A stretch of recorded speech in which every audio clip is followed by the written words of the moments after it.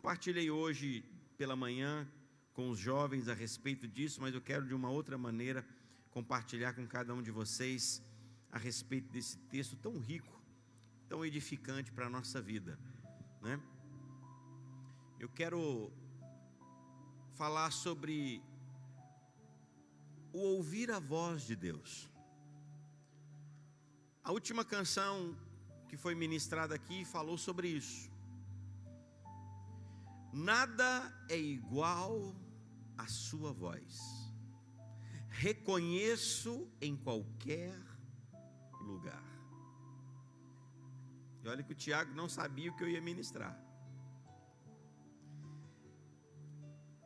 É muito importante, irmãos, e o nosso papel aqui, como seus pastores, como seus líderes, é te ensinar a ouvir essa voz. Há muitas passagens na Bíblia que falam sobre voz, porque a voz, ela revela uma identidade, é como que fosse um DNA de uma pessoa. Hoje existem programas que a polícia usa muito isso, né? O reconhecimento de voz. Então, porque cada voz, ela tem algo peculiar próprio dela. E a voz de Deus também, irmãos, ela é muito peculiar. Quando Isaac precisava abençoar um dos seus filhos antes da sua morte, era o costume fazer isso. E vocês conhecem a história, Esaú trocou a bênção dele por um prato de lentilha. Só que era uma coisa combinada entre dois irmãos. Isaac não sabia de nada disso. E Esaú então vendeu a sua bênção, e no dia de ser abençoado, Jacó foi no lugar dele. O pai não sabia, o pai já estava cego, alta idade. A mãe de Jacó, a mãe de Esaú, pegou uma roupa de Esaú e pôs a roupa em Jacó. Diz a Bíblia que Esaú era um homem peludo e Jacó era um homem liso. Ela foi lá, pegou uma pele e colocou sobre o braço do seu filho. E quando ele chega ali para ser abençoado pelo pai, o pai fala assim, abraça ele. Ele chega perto do pai. O pai sente o cheiro de Esaú, toca em Jacó, sente a textura peluda de Esaú. Mas Isaac fala um negócio interessante. Ele fala assim: o cheiro, a pele, o contato, o toque é de Esaú, mas a voz é de Jacó. Jesus disse assim: as minhas ovelhas ouvem a minha o quê? A minha voz. Deus tem uma voz que Ele fala conosco. No Velho Testamento era muito normal, era muito comum se ouvir a voz de Deus de uma maneira audível. Muitos profetas ouviam de uma maneira audível. Hoje, por causa da descida do tempo da graça e do Espírito Santo habitando em nós, eu não tenho necessidade de ouvir uma voz. Muitas pessoas dizem assim: pastor, eu queria tanto ouvir a voz de Deus. Por que Deus falava com as pessoas de uma maneira audível? Porque naquela época, no Velho Testamento, Deus não habitava dentro das pessoas. Por isso era necessário que Deus falasse para que as pessoas ouvissem. Hoje é diferente. Depois que o Espírito Santo veio, Deus não passou a habitar no meio de nós. Ele não passou a habitar dentre nós, ao nosso redor, mas Deus veio habitar dentro de nós. No Velho Testamento era de fora para dentro. Hoje a voz é de dentro, que ecoa de dentro de você. E é sobre isso que eu quero falar, porque é algo um pouco delicado, porque as pessoas ainda, elas não conseguiram, muitos ainda no começo da fé, no começo da caminhada, elas não conseguiram ainda detectar quando é Deus que está falando, quando é a sua alma que está falando, e muitas vezes quando é o diabo que está falando. Deus e a sua alma falam de dentro, o diabo fala de fora. O diabo não está dentro de você, se você tem o Espírito Santo. Ele não habita dentro de você. Talvez habitou por muito tempo, hoje não habita dentro de você. Mas o diabo fala de fora, e quando ele fala, parece que isso mistura na nossa mente, na nossa cabeça. Mas há um segredo aqui, na palavra, que vai te ajudar nesse processo de aprender a ouvir a voz de Deus. Quantos querem aprender a ouvir a voz de Deus? Diga amém. Vivemos num mundo hoje, irmãos, como o Elcim falou, nós estamos na contramão de tudo que se pode imaginar.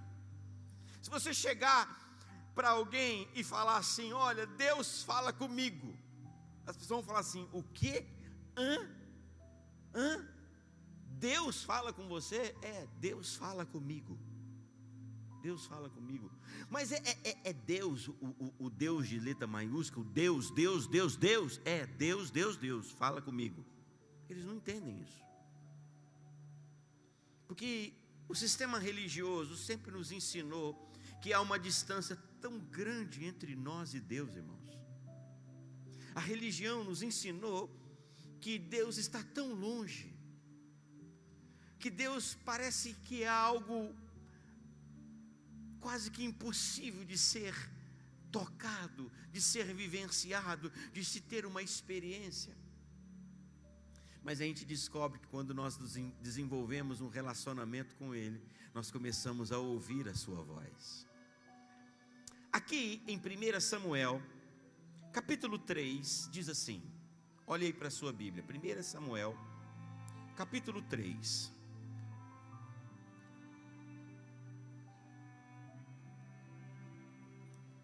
Mandar um abraço para o pessoal que está nos assistindo pela internet, pessoal lá de Framingham, né? Beijão no coração, Rodinei e sua família. Mandou uma mensagem dizendo que eles se reúnem lá no domingo. Eles estão algumas horas, se não me engano, acho que 2 horas mais cedo. Então eles se reúnem na sala lá, ligam a televisão, conectam na internet e participam com a gente. Beijão no coração de vocês, Deus abençoe. A história aqui de Samuel, vocês conhecem.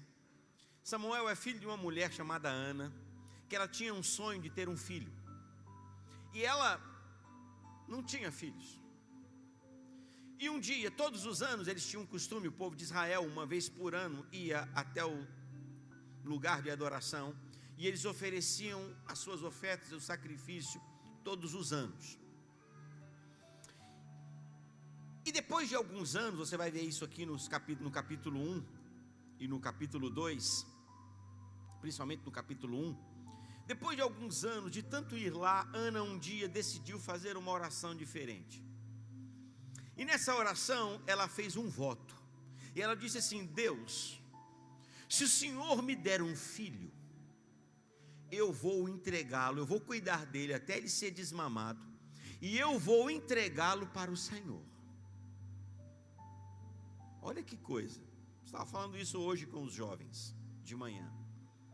Você já percebeu que tem coisas que nós pedimos para Deus, e são coisas que, quando pedimos para Deus, nós falamos determinadas coisas para Deus, e quando nós falamos isso, o tempo passa e aquelas coisas acontecem, e nós muitas vezes nos esquecemos de cumprir aquilo que nós falamos com Deus.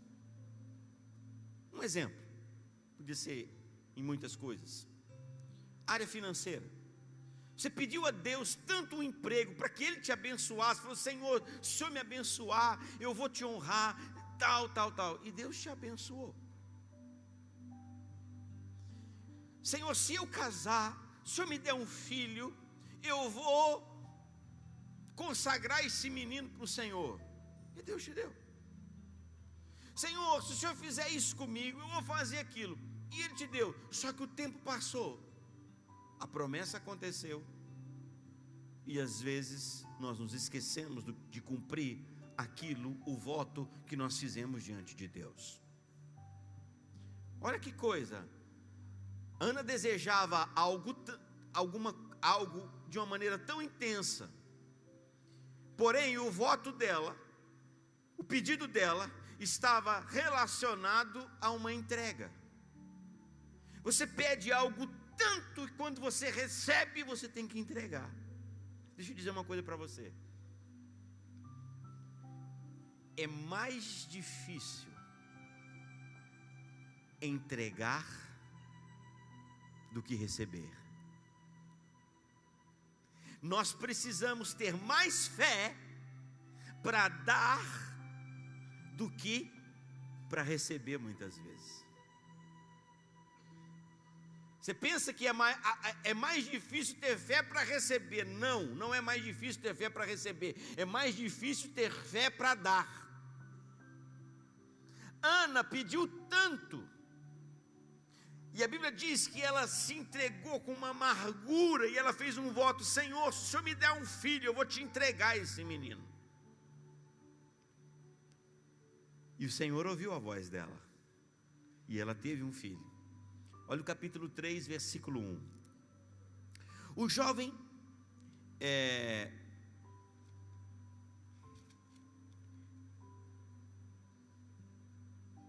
Não, perdão.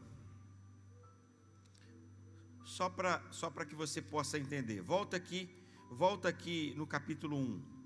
Eu já ia ler o 3. Versículo 20 do capítulo 1. Ela concebeu e, passado o devido tempo, teve um filho, a quem chamou Samuel, pois dizia: do Senhor o pedi. Subiu Elcana, seu marido, com toda a sua casa, a oferecer ao Senhor o sacrifício anual e a cumprir o seu voto. Ana, porém, não subiu, e disse a seu marido: quando for o menino desmamado, levá-lo-ei para ser apresentado perante o Senhor, e para lá ficar para sempre. Desmamar o menino aqui, no contexto judaico, não é o desmamar físico apenas, porque dá a impressão que Ana levou Samuel com 2 aninhos de idade, 2 anos e meio, no máximo 3 anos. Não, Samuel já era um garotinho, por volta de mais ou menos de 7 a 8 anos, de 7 anos de idade, mais precisamente. Esse desmamar significa que o menino já estava se tornando independente, porque uma criança com 7, com 8 anos, ela já consegue ser uma criança independente, me entenda bem. Ela já faz as suas atividades sozinha, ela toma um banho sozinha, ela come sozinha, ela escova o dente sozinha, ela vai no banheiro sozinha, ela não precisa de ajuda, uma criança de 7 anos para isso.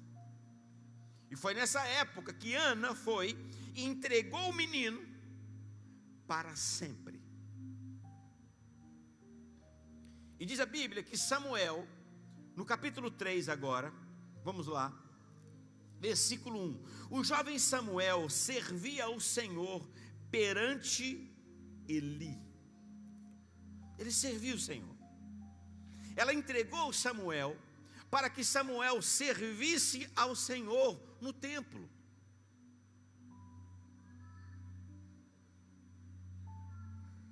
Não era o costume na época, não era a tradição na época,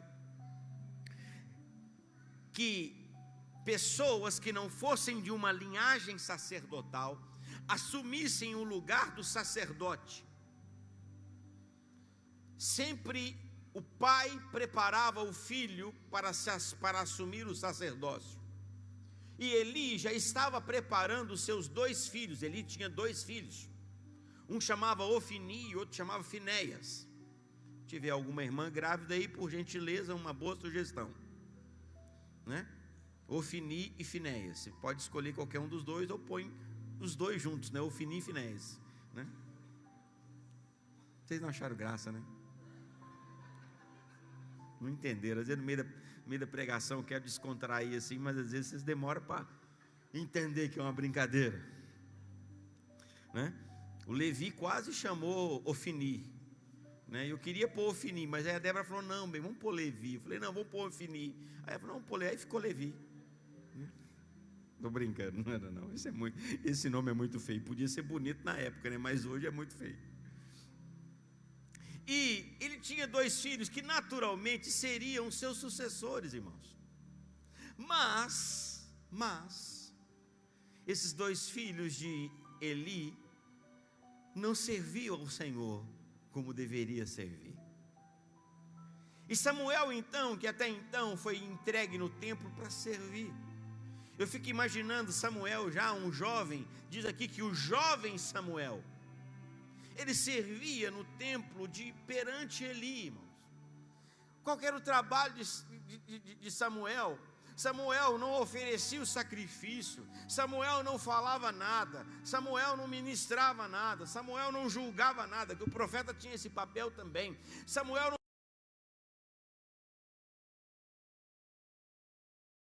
ia lá, enchia as lâmpadas de azeite, Samuel limpava lá dentro do templo, do lugar, Samuel ajeitava os vasos, Samuel limpava as cadeiras, Samuel cuidava da organização, ele servia a Eli ali. Profeta, o senhor está precisando de alguma coisa? Tem alguma coisa para arrumar? O que eu posso limpar? Eu creio que o tempo foi passando, ele foi desenvolvendo uma rotina ali. Começo da nossa vida, irmãos, o começo da nossa fé, nós somos chamados para servir. Às vezes você está começando a sua fé, você está começando na sua vida cristã, Deus te chamou para servir. Não há ninguém nessa terra que não possa servir de alguma maneira. O próprio Jesus disse para nós, nos ensinou pela palavra, ele disse: eu vim para servir e não para ser servido. Nós estamos vendo hoje uma geração, estava falando com esses jovens hoje de manhã, irmãos, uma geração mimada, uma geração onde eles só são servidos, diferente da minha geração, diferente da sua geração. Isso nos preocupa, porque nós não sabemos o que vai acontecer lá na frente. Uma geração hoje que tem tudo na mão, jovens, adolescentes, que a mãe até hoje tem que pôr comida no prato para ele, que dá tudo na mão, que faz tudo, que mima, que protege, aquela super proteção, aquela coisa. Isso está produzindo uma geração que não se pode falar nada. Hoje, se alguém falar que o seu filho é orelhudo, que ele é magro, que ele é uma vareta, ou se ele é uma bolinha porque é gordinho, ou porque tem a orelha de dumbo, logo ele chega chorando em casa, e a mãe vai que nem uma galinha choca lá na diretora: ora, estão fazendo bullying com meu filho. Irmão, se na minha época eu chegasse para minha mãe e falasse para ela os apelidos que me chamavam na escola, eu apanhava dentro de casa. Ela fala assim: toma vergonha na sua cara, menino, você vai ligar para isso que estão falando? Mas hoje não, essa geração é uma geração que você não pode falar nada. Uma geração melindrosa, super protegido, que não quer servir, que só quer ser servido. Jovens hoje que tem 17, 18, 19, 20 anos, não sabe o que é da vida, irmão.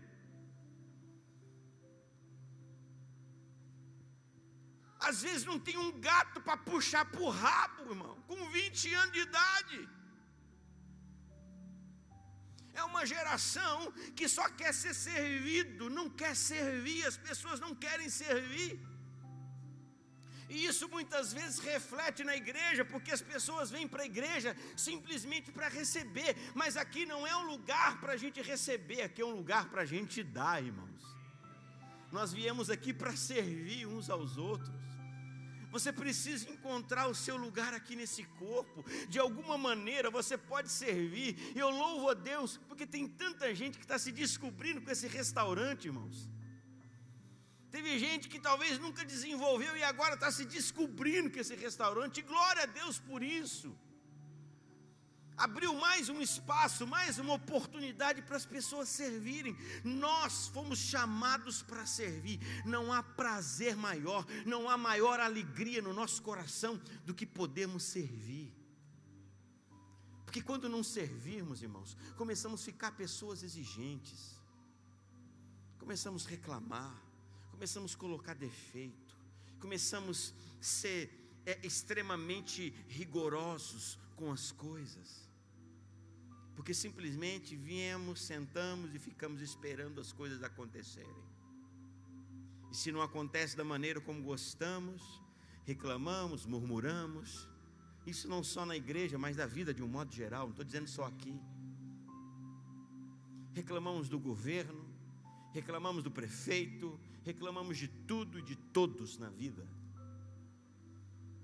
Mas quando nós entendemos a responsabilidade que nós temos, quando nós entendemos aqui como igreja, e temos dado alguns passos, que os pobres dessa cidade não são responsabilidade da prefeitura, os pobres dessa cidade são nossa responsabilidade.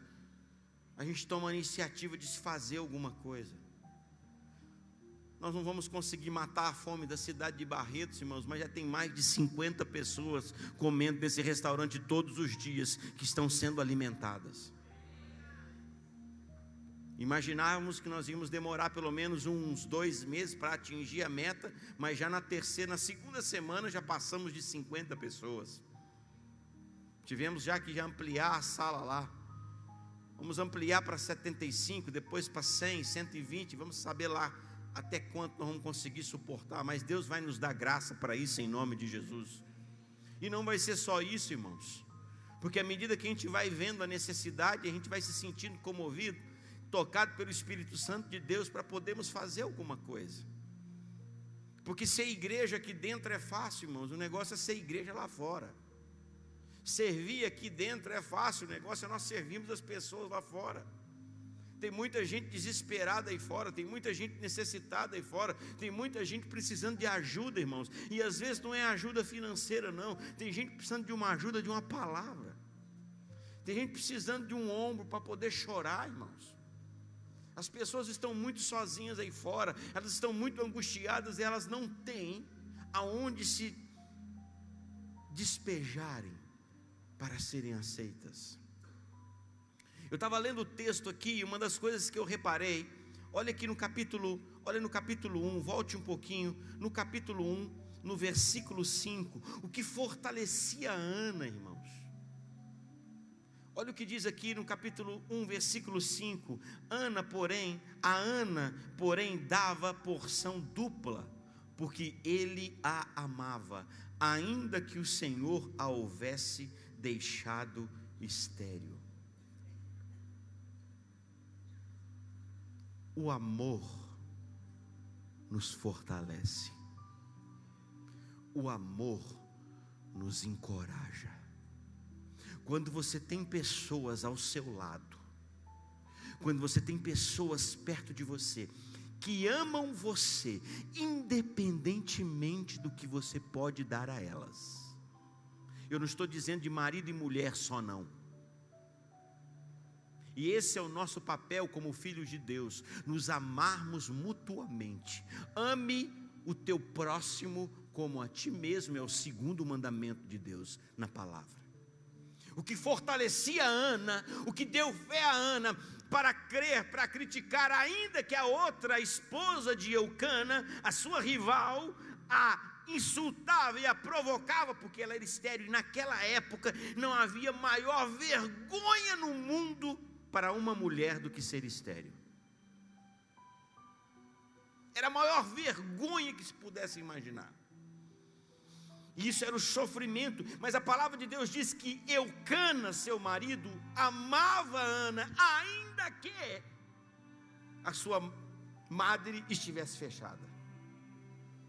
O amor nos fortalece, o amor nos encoraja. Quando você está perto de pessoas que amam você, independentemente do que você pode dar ou oferecer alguma coisa, isso é muito bom para o nosso coração. Isso nos fortalece, isso nos ajuda, isso nos encoraja. Eu fico imaginando Eucana dando força para Ana, dava porção dobrada, porque eles davam ali o que tinha que ser oferecido em sacrifício. Para Penina, Eucana dava uma porção, mas para Ana, Eucana dava uma porção dobrada para ela. quando nós somos amados, quando nós temos pessoas ao nosso redor que nos amam. E me entenda bem, não estou falando só de cônjuge não, e de família não, porque nós temos um papel de nos amarmos mutuamente como filhos de Deus, nos encorajarmos. Essa semana eu recebi um telefonema, eu estava chegando de viagem na sexta-feira, de um amigo meu que mora fora. O filho dele estava num quadro depressivo, e por causa desse quadro depressivo, ele foi lá, teve uma discussão no trabalho, chegou em casa e bebeu um veneno. Ele falou o nome lá, que é usado para matar rato. Está atualmente agora num quadro grave, internado numa UTI, numa cidade no interior de Goiás. E ele me ligou desesperado, angustiado: Eric, ore por mim, ore pelo meu filho, me ajude em oração. Na hora ali no trânsito, ali eu dei um jeitinho, já passei para a Débora já gravou uma mensagem, jogamos no nosso grupo dos pastores e começamos a levantar uma intercessão, e diariamente ele tem me passado um boletim informativo do que tem acontecido com o filho dele. A situação é grave, está na UTI, mas ele já tem demonstrado evolução por isso, e esse menino vai sair dessa situação. Quando você tem pessoas que abraçam uma causa junto com você, isso te encoraja a crer e acreditar. As pessoas estão dando um fim na vida, as pessoas estão desanimadas, as pessoas estão frustradas, porque em meio a tanta tecnologia, em meio a tantas coisas, elas continuam se sentindo sozinhas. O que aproximou pessoas, distanciou pessoas. Existem coisas que podem aproximar, mas as mesmas coisas também podem afastar.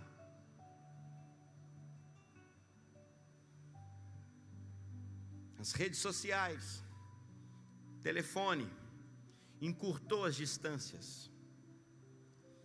A nossa filha Sara mora lá na Irlanda, está trabalhando lá, e a Débora fala quase que diariamente com ela por vídeo. Isso ajuda muito a matar a saudade. Encontramos ela agora, matamos a saudade, podemos dar um abraço, porque nada substitui o abraço, o toque, o beijo, o cheiro, nada substitui. Mas às vezes o mesmo instrumento que pode aproximar e encurtar as distâncias, pode afastar as pessoas dentro da própria casa. Às vezes se senta numa mesa, na hora de uma refeição, ou num momento ali na sala, e está cada um com o celular, e cada um tendo as suas conversas com o mundo, e quem está em volta, que está tão perto, mas ao mesmo tempo está tão longe. A mesma ferramenta que aproxima é a mesma ferramenta que pode afastar. É muito importante você estar ao lado de pessoas que amam você, você estar perto de pessoas que se preocupam com você, estar juntos numa causa, porque nessas horas difíceis que nós nos unimos em amor, para podermos juntos vencermos. E quando ele receber a notícia lá que esse menino sair da UTI, vai sair em nome de Jesus, essa vitória não vai ser só deles, essa vitória vai ser de todos aqueles que entraram nessa guerra em oração. Quando você ora por uma família, pela restauração, pela cura, pelo milagre, pela salvação, e aquela pessoa se converte, aquele casal é transformado, aquela família é transformada, a vitória não é só deles, mas é de todos aqueles que se envolveram naquele momento de dor, de dificuldade. Todos se alegram. É como aquela mulher que perdeu aquela dracma dentro de casa, e diz a Bíblia que ela varreu, ela procurou a dracma, e quando ela achou a dracma, ela chamou todo mundo para celebrar com ela aquele momento de restauração na casa dela. Samuel estava servindo ao Senhor. Nós somos chamados para servir. Porém Samuel era um menino, irmãos. E é importante nós estarmos não só ao lado de pessoas que nos amam, mas estarmos ao lado de pessoas que também nos instruem. Capítulo 3, versículo 1, como eu disse, nós vamos ler alguns textos aqui. O jovem Samuel servia ao Senhor perante Eli. Naqueles dias a palavra do Senhor era muito rara, as visões não eram frequentes. Certo dia estava deitado no lugar costumado o sacerdote Eli, cujos olhos já começavam a escurecer-se, a ponto de não poder ver. E tendo-se deitado também Samuel no templo do Senhor, em que estava a arca, antes que a lâmpada de Deus se apagasse, o Senhor chamou o menino, olha só a expressão, o menino Samuel. O menino, Samuel, Samuel. Ele respondeu: eis-me aqui. Correu a Eli e disse: eis-me aqui, pois tu me chamaste. Só até aqui por enquanto. Samuel era um menino, ele estava servindo no templo, cuidando de coisas. Primeira coisa importante que nós precisamos entender na nossa fé, porque muitas vezes servir ao Senhor está na mente das pessoas com uma conotação errada. Porque quando se fala em servir ao Senhor, as pessoas olham e pensam que servir ao Senhor está ligado a esse palco, a esse altar. E aí, se ela não tem o dom da palavra, se ela não ministra, eu não sei falar, eu não sei cantar e eu não sei tocar, a impressão que se tem, qualquer coisa que se faça fora desse altar, porque muitas vezes nós julgamos isso como algo espiritual, porque está falando, está cantando, está tocando um instrumento de adoração a Deus. Então isso é espiritual. Limpar chão, limpar um banheiro, fazer uma outra coisa que aparentemente não tem ligação à adoração, à palavra, a impressão que se dá, que se tem, é que isso não é espiritual. Mas isso não é uma verdade. A verdade é que tudo que nós nos entregamos em obediência ao Senhor, nós estamos servindo ao Senhor. Deixa eu dizer uma coisa para você: não há diferença diante de Deus, de, por exemplo, eu que nessa noite ministrei a palavra, do que a irmã que estava lá na maquininha do café, pegando o copinho, pondo lá, apertando o botão, entregando o café para as pessoas. Não há diferença, irmão. Não há diferença dos irmãos que ficam lá do lado de fora, no estacionamento, vigiando os carros.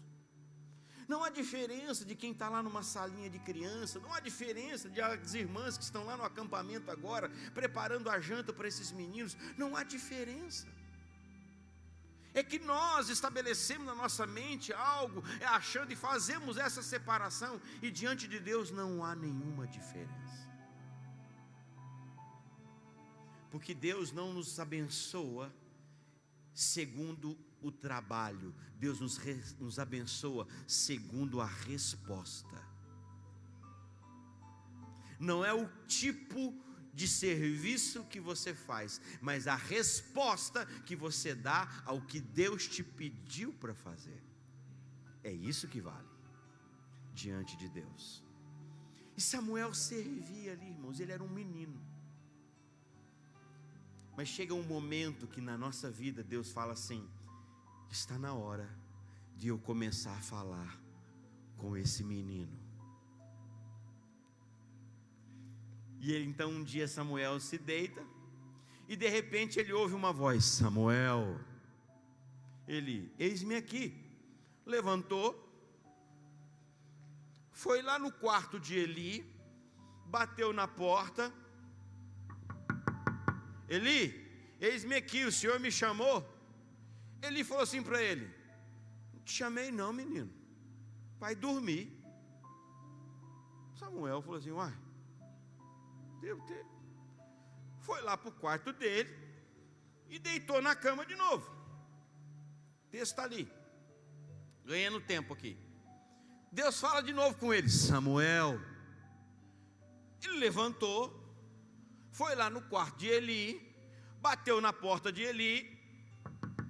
O Senhor me chamou? Ele: não te chamei não, vai dormir, menino. Samuel falou: gente, eu estou ficando... E foi lá e deitou de novo. No que ele deitou de novo, Deus falou: Samuel. Ele, eis-me aqui, foi lá onde? Se Eli não tivesse ensinado Samuel, Deus ia falar 50 vezes com Samuel, Samuel ia ter a mesma reação 50 vezes. Mas Eli era um sacerdote, ainda que os seus olhos estivessem escurecendo, Eli já tinha tido uma experiência de ouvir a voz de Deus. E quando Samuel vai pela terceira vez, o versículo 9: por isso Eli disse a Samuel: vai deitar-te, se alguém te chamar, dirás: fala, Senhor, porque o teu servo ouve. E foi Samuel para o seu lugar e se deitou. Então veio a voz, então veio o Senhor, e ali esteve e chamou como das outras vezes: Samuel, Samuel. Este respondeu: fala, porque o teu servo ouve. E aqui Deus começa a dar uma instrução para Samuel. Preste atenção. Por que Deus já não falou logo de cara: Samuel, Samuel, eu sou o Senhor teu Deus, o Deus que fala com Eli, e a partir de agora, eis que vou falar diante de ti, meu servo, ouve a minha voz. Deus já podia ter falado com Samuel logo de cara, irmãos. Podia ter já aberto o jogo logo de cara com Samuel. Porque todo esse ritual, porque todo esse processo, porque é assim que Deus trabalha, é assim que Deus age, é assim que Deus executa a sua vontade, é nos ensinando através de pessoas. Por isso que é importante você estar perto de pessoas que conhecem a voz de Deus, para te ajudar a discernir as vozes muitas vezes que estão no seu coração. Irmãos, houve um tempo que eu não conseguia entender as vozes que estavam dentro do meu coração. Eu não sabia se era Deus falando comigo, eu não sabia se era a minha alma falando comigo, e eu não sabia se era o diabo falando comigo, irmão. São vozes, não são vozes audíveis, como eu disse no começo, porque às vezes o diabo também pode, se fosse a questão de ser uma voz audível, o diabo também podia falar com uma voz audível. Mas precisa ser algo aqui dentro do nosso coração, precisa ser algo dentro de nós, e você precisa começar a entender e a ouvir essa voz. Por isso que é muito importante nós estarmos perto de pessoas que conhecem a voz de Deus para nos ensinar. Samuel era um menino, diz a palavra, ele não conhecia a voz de Deus, mas ele estava perto de quem? De Eli. Deus sempre vai colocar pessoas que conhecem a sua voz perto de nós, para que nós possamos ser instruídos, até que você consiga desenvolver o seu ouvido espiritual. É por isso que Jesus falava e usou essa expressão muitas vezes lá no Novo Testamento. Jesus falava assim: quem tem ouvidos para ouvir, ouça. Não parecia uma coisa um pouco ilógica? Quem ouvido é para ouvir, é claro, mas tem gente que tem ouvido, mas não ouve.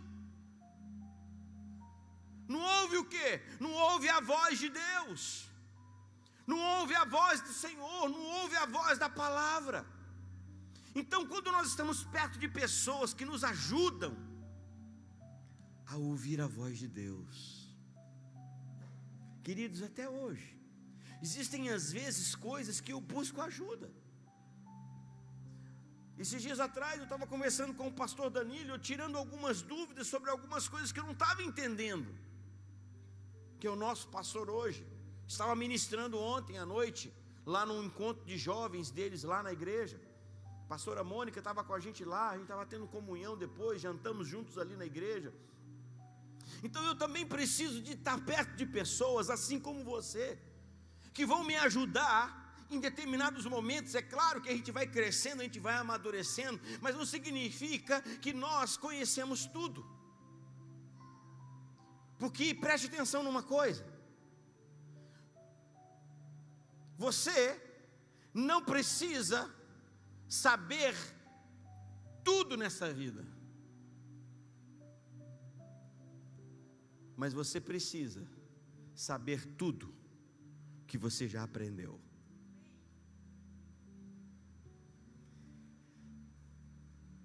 E nós precisamos estar perto de pessoas. Samuel estava perto de Eli, o sacerdote, e Eli o ajudou a ouvir e discernir a voz do Senhor. É muito importante pessoas estarem perto. Por isso que nós temos hoje na igreja nos organizado para estarmos sempre conectados uns aos outros. Os grupos de discipulado, temos a semana D, os nossos CEPs, as reuniões ministeriais, os ministérios, elas têm a função, eles têm o papel de conectar pessoas, para que nós estejamos conectados uns aos outros, para que nós possamos mutuamente nos ajudar e nos protegermos mutuamente.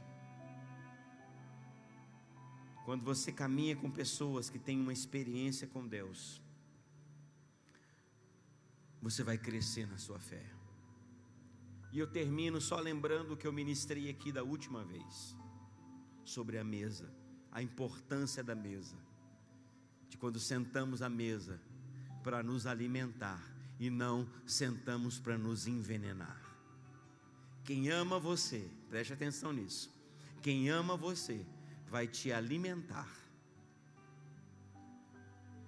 Você detecta alguém que é seu amigo ou não, é se ele te ama ou se ele te envenena.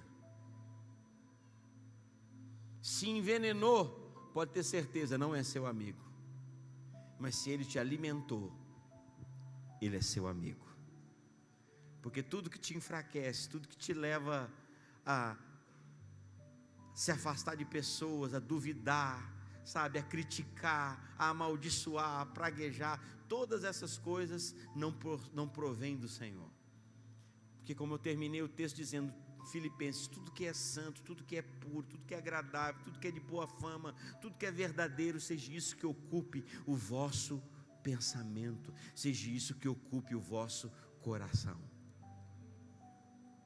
Esteja perto de pessoas que vão abençoar você, esteja perto de pessoas que vão alimentar você, em nome de Jesus, amém? A voz de Deus, irmãos, é tão linda, a voz de Deus é tão gostosa quando você começa a ouvir essa voz aqui dentro do seu coração, e você começa a entender determinadas coisas. Eu não sei quem foi que falou esses dias aqui na hora da oferta, não sei se foi o Elson, se foi, não lembro quem foi que falou aqui, a Ellen, não lembro, mas alguém falou aqui esses dias sobre isso, às vezes de coisas que Deus nos pede. Eu confesso que as primeiras vezes que Deus me pediu algumas coisas, eu entrei numa crise, porque eu não sabia se era Deus, eu sabia se era a minha alma, e eu achava até que era o diabo. Deus estava me pedindo algumas coisas sacrificiais, e eu achava que era o diabo. Mas a importância de estar perto de pessoas que nos instruem, e me falou assim, olha, tenha certeza, o diabo nunca vai pedir para você fazer isso. O diabo nunca vai te pedir para abençoar alguém, irmão. O diabo nunca vai te pedir para perdoar alguém. O diabo nunca vai te pedir para andar a segunda milha. O diabo nunca vai te pedir para você dar a outra face. Ele não vai pedir essas coisas, porque quem nos pede isso é a palavra. O diabo vai implantar medo, dúvida, ódio, mágoa, tristeza. São essas as vozes do nosso coração, que ele tenta falar na nossa mente. Mas quando você começa a ouvir a voz de Deus, e você começa a entender a voz de Deus, é muito bom. Quantas vezes Deus começou a falar comigo no começo e eu relutava, Deus falava assim: vai lá e dá um abraço naquela pessoa, diz que você ama, que você perdoa ela. E eu falava: não, não. Eu ficava relutando e o Espírito Santo me convencendo, até que eu ia e fazia. O diabo não ia pedir para mim abraçar o meu inimigo, irmão. O diabo não vai pedir para mim perdoar ninguém. O diabo vai pedir para mim ter ódio daquela pessoa. Mas à medida que você vai ouvindo a voz de Deus, você vai ouvindo a palavra e você vai colocando em prática, os resultados começam a acontecer na nossa vida. Você começa a ver. Você dá um passo, porque para cada passo que você dá em obediência à palavra de Deus, há uma recompensa, há um resultado. Muitas vezes instantâneo, rápido. Às vezes é mais demorado. Mas que para cada atitude tem uma resposta. Ah, com certeza tem. Ouça a voz do Senhor. Quando Deus falar com você, diga: eis-me aqui, Senhor. Talvez Deus está falando para você: já é a hora de você se envolver mais. Já é hora de você se entregar mais. Até quando? O que você está esperando para começar a se envolver? O que você está esperando para ir para um CEP? O que você está esperando para ir para um grupo de discipulado? O que você está esperando? Até quando vai demorar isso a acontecer? Ouça a voz do Senhor e diga para Ele: eis-me aqui, Senhor. Amém? Vamos orar.